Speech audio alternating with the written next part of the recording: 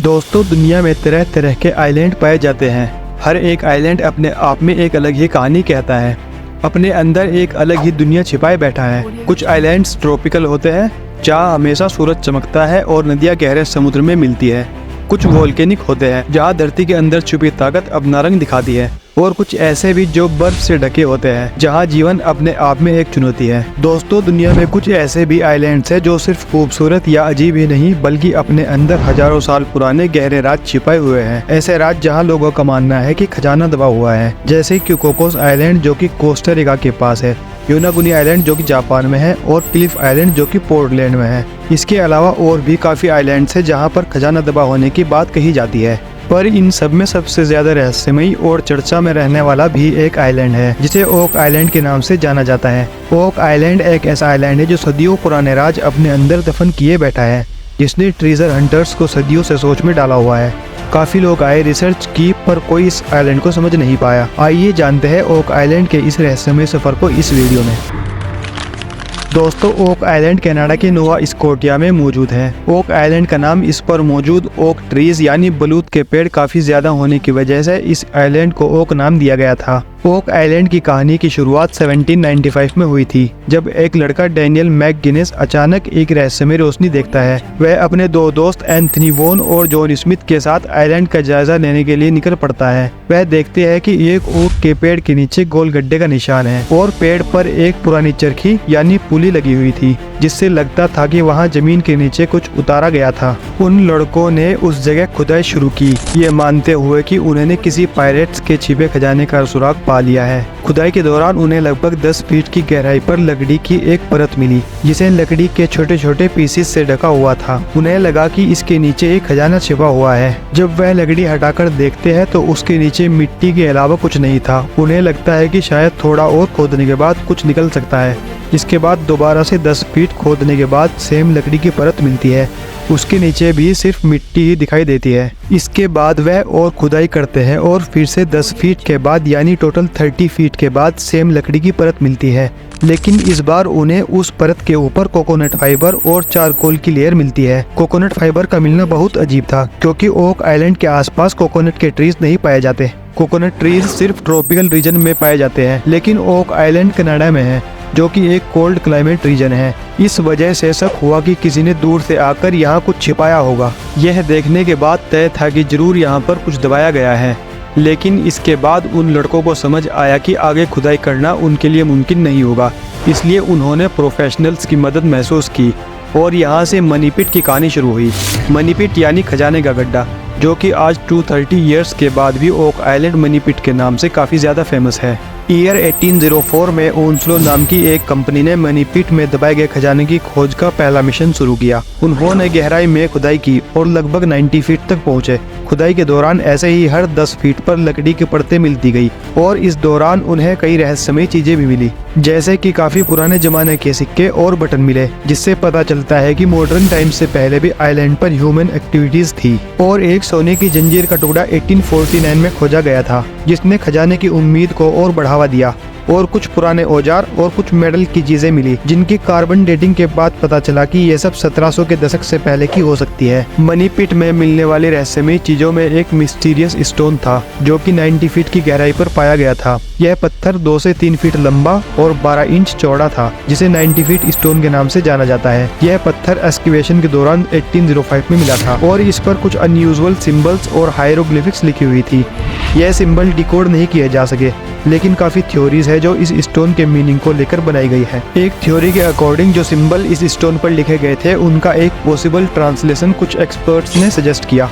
40 feet below 2 million pounds are buried, मतलब कि 40 feet नीचे 2 मिलियन पाउंड्स का खजाना दफन है। लेकिन यह ट्रांसलेशन कंट्रोवर्शियल है, क्योंकि स्टोन के ओरिजिनल सिंबल का कोई ऑफिशियल एक्सेप्टेड एक्सप्लेनेशन नहीं है और स्टोन का ओरिजिनल वर्जन भी खो गया है।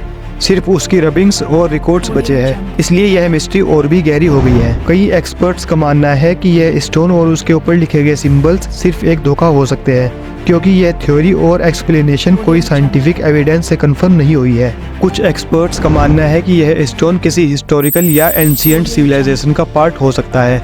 ओरिजिनल स्टोन खो गया या मिसप्लेस्ड हो गया 20th सेंचुरी के दौरान, जो इस मिस्ट्री को और ज्यादा कॉम्प्लेक्स बनाता है। इसके ऊपर लिखे गए सिंबल अब तक एक अनसॉल्व्ड मिस्ट्री बने हुए हैं।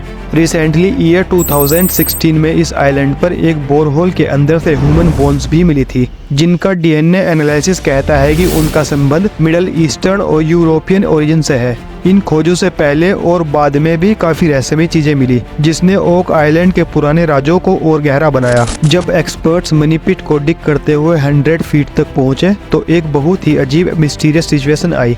जैसे ही टीम ने डेप्थ पर डिगिंग की तो पिट अचानक से पानी से भर गया। यहाँ एक सोफिस्टिकेटेड बॉबी ट्रैप का एविडेंस था, यानी कि इस जगह पर कॉम्प्लेक्स और एडवांस टेक्नोलॉजी यूज की गई थी, जिसमें पानी एडजेसेंट सी से पिट के अंदर भर गया, जो कि एक्सकेवेशन को रोकने के लिए बनाया गया होगा। यह बाद में समझ में आया कि एक आर्टिफिशियल फ्लूट टनल वहाँ था जो समुद्र से कनेक्ट था। जैसे ही एक्सकेवेशन 100 फीट तक पहुंची तो फ्लूट टनल एक्टिवेट हो गया और पानी पिट में भरने लगा। यह ट्रैप इतना इंटेलिजेंट था कि जब तक समुद्र के पानी को ब्लॉक ना कर लिया जाए, एक्सकेवेशन को कंटिन्यू करना लगभग इम्पॉसिबल था। इन्वेस्टिगेशन के दौरान पता चला कि फ्लूट टनल समुद्र के कोस्टलाइन के पास सेट किया गया था। यह टनल पानी को पिट तक पहुंचाने के लिए एक इंक्लाइन स्लोप के साथ बना हुआ था, जो पिट के बॉटम के आसपास खुल जाता था। इस तरह जैसे ही एक्सप्लोरर सर्टेन डेप्थ तक डिगिंग करते, पानी हाई टाइड के दौरान पिट में फ्लो करने लगता था। मनी पिट अभी तक एक्सप्लोर नहीं की जा सकी। अब तक यह एक रहस्य बनी हुई है। The curse of oak island के नाम से एक पॉपुलर टीवी सीरियल भी बनाया गया है, जिसका मतलब है ओक आइलैंड का अभिशाप। और अभिशाप यह बताया जाता है कि खजाने को पाने के लिए रियल में 7 लोगों की मौत होनी चाहिए, तब तक ये खजाना नहीं मिल सकता। अब तक एक्सकेवेशन के दौरान 6 लोगों की मौत हो चुकी है। यह सीरियल 2014 से चल रहा है। इस सीरियल ने ओक आइलैंड को इंटरनेशनल लेवल पर काफी फेमस किया। इस शो का मकसद ओक आइलैंड की इस मिस्ट्री को सुलझाना है। शो में रिक और मार्टी लेगिना नाम के 2 भाई और उनकी टीम एक्सकेवेशन और इन्वेस्टिगेशन करके खजाने को तलाशने की कोशिश करते हैं। रिक और मार्टी लेगिना ने सच में ओक आइलैंड पर जाकर एक्सकेवेशन किया है और यह टीवी सीरियल उनके रियल एफर्ट्स को दिखाता है। ओक आइलैंड पर और भी काफी लोग गए, रिसर्च और एक्सकेवेशन की, पर मिस्ट्री और गहरी होती गई। टाइम पर काफी थ्योरीज भी बनकर सामने आई। सबसे ज्यादा फेमस थ्योरी यह बताई जाती है कि मनी पिट में पायरेट्स यानी समुद्री डाकुओं का खजाना दफन है। जैसे कि कैप्टन किड एक काफी फेमस पायरेट था जो 17th सेंचुरी में नॉर्थ अमेरिका के कोस्ट पर काफी एक्टिव था। ऐसा माना जाता है कि कैप्टन किड ने इमर्स वेल्थ यानी बहुत बड़ा खजाना कहीं छिपा रखा है, लेकिन उसकी लोकेशन कभी रिवील नहीं की गई। कई एक्सपर्ट्स बिलीव करते हैं कि ओक आइलैंड पर छिपा ट्रेजर कैप्टन किड का हो सकता है। किड के एक क्रू मेंबर ने कहा था कि उन्होंने एक जगह पर खजाना छिपा रखा है जो कि हंड्रेड्स ऑफ फीट अंडरग्राउंड है, लेकिन उसने खजाने की लोकेशन को रिवील नहीं किया था। यह बात मनी पिट की डिस्कवरी से काफी मिलती जुलती है।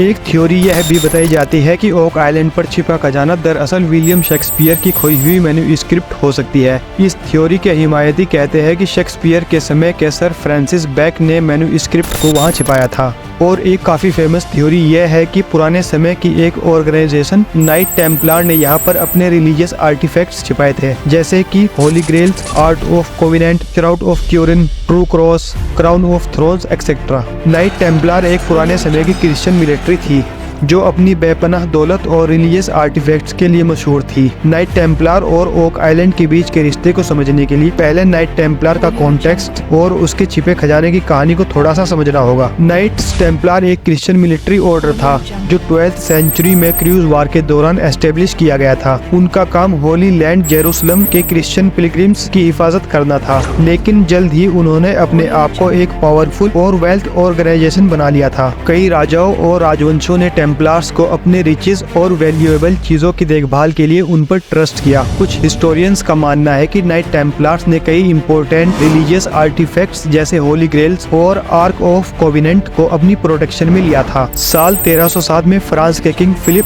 IV ने टेम्पलार्स के खिलाफ एक्शन लेना शुरू किया और उनकी प्रॉपर्टी को सीज करना चाहा। टेम्पलार्स के लीडर को अरेस्ट कर लिया गया और नाइट्स टेम्पलार ऑर्डर को तोड़ दिया गया। यहाँ से एक पॉपुलर थ्योरी ने जन्म लिया कि नाइट्स टेम्पलार ने अपनी बेपनाह दौलत और रिलीजियस आर्टिफैक्ट्स को सीक्रेटली कहीं छिपा दिया था। थ्योरी कहती है कि नाइट्स टेम्पलार को जब डिसॉल्व कर दिया गया और उनके लीडर को किल या कैप्चर कर लिया गया, तब उनके बचे खुचे टेम्पलार्स स्कॉटलैंड भाग गए। स्कॉटलैंड के किंग रॉबर्ट द ब्रूस ने उन्हें अपनी प्रोटेक्शन दी थी। ओक आइलैंड का कनेक्शन स्कॉटलैंड के साथ भी देखा जाता है। यह माना जाता है कि स्कॉटिश टेम्पलार्स ने अपने खजाने को अटलांटिक ओशन के क्रॉस ले जाकर नॉर्थ अमेरिका में ओक आइलैंड पर छिपा दिया था। स्कॉटलैंड से कनाडा के मैरीटाइम प्रोविंसेस नोवा स्कोटिया का सफर तभी से पॉसिबल था। ओक आइलैंड पर अनयूजुअल स्टोन फॉर्मेशन भी मिली थी जिसे नोलांस क्रॉस कहा जाता है। यह एक जियांट क्रॉस के शेप में है जो कि नाइट टेम्पलार्स के फेमस क्रॉस सिंबल के जैसा दिखाई देता है। यह क्रॉस एक ज्योमेट्रिक अलाइनमेंट दिखाता है जो टेम्पलार्स के सिंबोलिज्म और सीक्रेट कंस्ट्रक्शन मेथड से जोड़ा जा सकता है। टेम्पलार्स अपनी सेक्रेड यानी इबादत ज्योमेट्री और सिंबोलिज्म के लिए फेमस था। टेम्पलार्स के और भी काफी एविडेंस मनी पिट में मिले, जैसे कि Freemason correction, crossbow bolt, lead cross. इसके बाद और भी काफी थ्योरीज टाइम पर आई जिन्हें एक वीडियो में एक्सप्लेन करना मुश्किल है। एक्सपर्ट्स या आप और मैं सिर्फ आइडिया लगा सकते हैं कि ओक आइलैंड की मिस्ट्री या हिस्ट्री क्या रही होगी, लेकिन सच कोई नहीं जानता। फ्यूचर में जैसे जैसे टेक्नोलॉजी बढ़ेगी शायद ओक आइलैंड की मिस्ट्री सोल्व हो सके या नहीं भी, यह तो वक्त ही बताएगा।